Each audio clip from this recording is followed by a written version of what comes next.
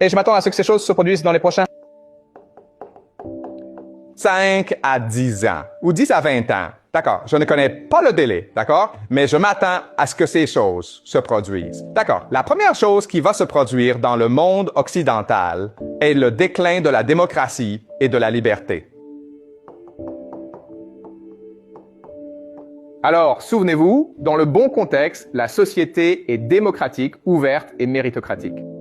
Mais à mesure que vous avancez, cela devient plus bureaucratique et finalement autoritaire. D'accord? Donc, nous verrons les États-Unis, l'Europe devenir beaucoup plus autoritaires. Vous verrez un effondrement de la démocratie et de la liberté dans ces nations. Et puis, et nous voyons déjà cela se produire aux États-Unis où Trump utilise de plus en plus l'armée pour résoudre les problèmes. N'est-ce pas? Donc, c'est la première prédiction. Et cela va se produire dans tout le monde occidental.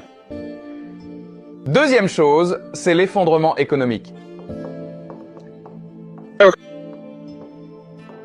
À mesure que les gens ont de moins en moins le droit de s'exprimer, ils se sentent moins investis dans le système. Ils sont moins disposés à travailler. Par conséquent, vous avez un effondrement économique. Les gens ne croient plus au système. D'accord, le système est en crise. Cela conduira à l'immigration. Le gouvernement se dit, vous savez quoi? Si les gens ne veulent pas travailler, tant pis pour eux. Faisons venir des immigrants pour faire le travail. D'accord? Remplaçons notre population. Mais les gens ne vont pas rester les bras croisés, n'est-ce pas? Cela mène à la guerre civile.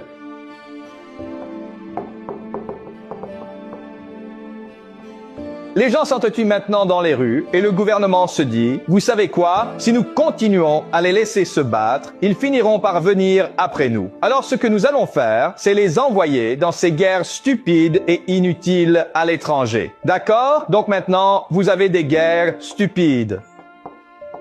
Guerres étrangères stupides. Et ceci, ce sont mes 5 prédictions pour le monde pour les 5, 10, 20 prochaines années. D'accord, l'Europe et l'Amérique verront moins de liberté et de démocratie, l'effondrement économique, une immigration accrue, des conflits civils et finalement des guerres étrangères stupides. Et je ne dis pas que cela se passe dans un ordre précis. Je dis que vous verrez ces 5 choses, d'accord? Mais elles peuvent se produire dans un ordre différent. Des questions? Est-ce que c'était clair pour vous? Oui, merci. Y a-t-il une chance que le gouvernement essaie d'utiliser une guerre pour distraire le peuple, comme ils essaient de cacher tout l'effondrement de la société et Ah oui, c'est une excellente question. Et la réponse est que c'est à cela que servent les guerres. C'est pour distraire les gens, n'est-ce pas? Parce que si vous ne distrayez pas les gens, ils viendront se révolter contre vous. Donc, soit vous les envoyez à la guerre, soit vous pourriez avoir une révolution française sur les bras, n'est-ce pas? C'est votre option. Guerre ou révolution. Je pense que la guerre est une meilleure option. C'est pourquoi nous nous dirigeons vers un monde en guerre. D'accord, non, je dis, genre, si vous n'envoyez pas les gens à la guerre, ils se révolteront contre vous. Alors vous les envoyez. Envoyez à la guerre pour les distraire, pour vous en débarrasser.